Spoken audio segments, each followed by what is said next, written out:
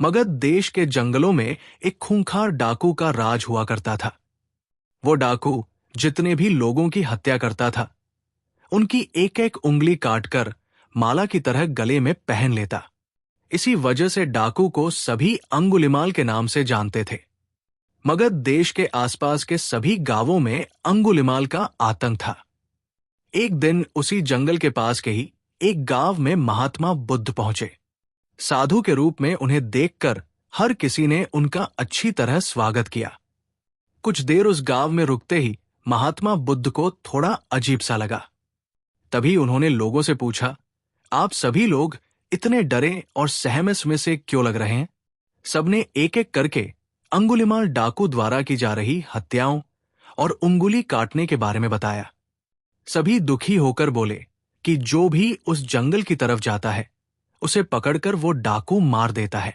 अब तक वो 99 लोगों को मार चुका है और उनकी उंगली को काटकर उन्हें गले में माला की तरह पहनकर घूमता है। अंगुलिमाल के आतंक की वजह से हर कोई अब उस जंगल के पास से गुजरने से डरता है। इन सभी बातों को सुनने के बाद भगवान बुद्ध ने उसी जंगल के पास जाने का फैसला ले लिया। जैसे ही भगवान बुद्ध जंगल की ओर जाने लगे तो लोगों ने कहा कि वहां जाना खतरनाक हो सकता है। वो डाकू किसी को भी नहीं छोड़ता। आप बिना जंगल गए ही हमें किसी तरह से उस डाकू से छुटकारा दिला दीजिए। भगवान बुद्ध सारी बातें सुनने के बाद भी जंगल की ओर बढ़ते रहे। कुछ ही देर में बुद्ध भगवान जंगल पहुंच गए। जंगल में महात्मा के भेष में एक अकेले व्यक्ति को देखकर अंगुलिमाल को बड़ी हैरानी हुई। उसने सोचा कि इस जंगल में लोग आने से पहले कई बार सोचते हैं, अभी जाते हैं तो अकेले नहीं आते और डरे हुए होते हैं। ये महात्मा तो बिना किसी डर के अकेले ही जंगल में घूम रहा है। अंगुलिमाल के मन में हुआ कि अभी इसे भी खत्म करके इसकी उंगली काट लेता हूं। तभी अंगुलिमाल ने कहा, अरे आगे की ओर बढ़ते हुए कहां जा रहा है? ठहर भी जा अब। भगवान बुद्ध ने उसकी बातों को अनसुना कर दिया।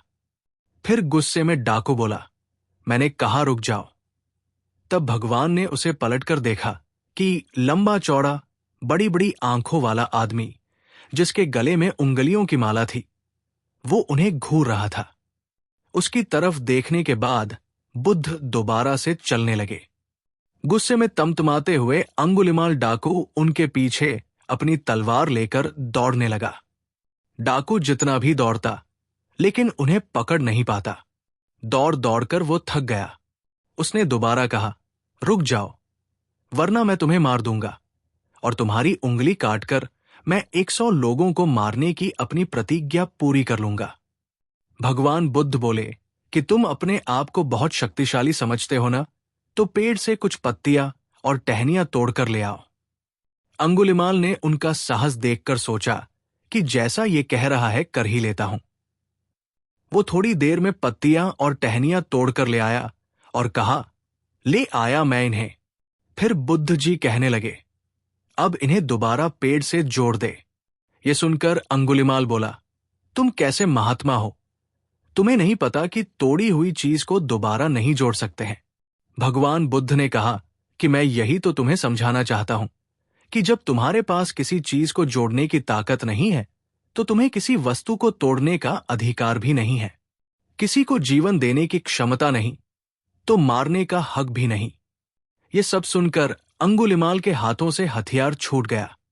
भगवान आगे बोले, तू मुझे रुक जा कह रहा था, मैं तो कब से स्थिर हूं। वो तू ही है जो स्थिर नहीं है। अंगुलिमाल बोला, मैं तो एक जगह पर खड़ा हूं तो कैसे अस्थिर हुआ और आप तब से चल रहे हैं। बुद्ध भगवान बोले, मैं लोगों को क्षमा करके स्थिर हूं और तू हर किसी के पीछे उसकी हत्या करते हुए भागने की वजह से अस्थिर है। ये सब कुछ सुनकर अंगुलिमाल डाकू की आंखें खुल गई और उसने कहा, आज के बाद से मैं कोई अधर्म वाला कार्य नहीं करूंगा। रोते हुए अंगुलिमाल डाकू भगवान बुद्ध के चरणों पर गिर गया। उसी दिन अंगुलिमाल ने बुराई का रास्ता छोड़ा और वो बहुत बड़ा सन्यासी बन गया।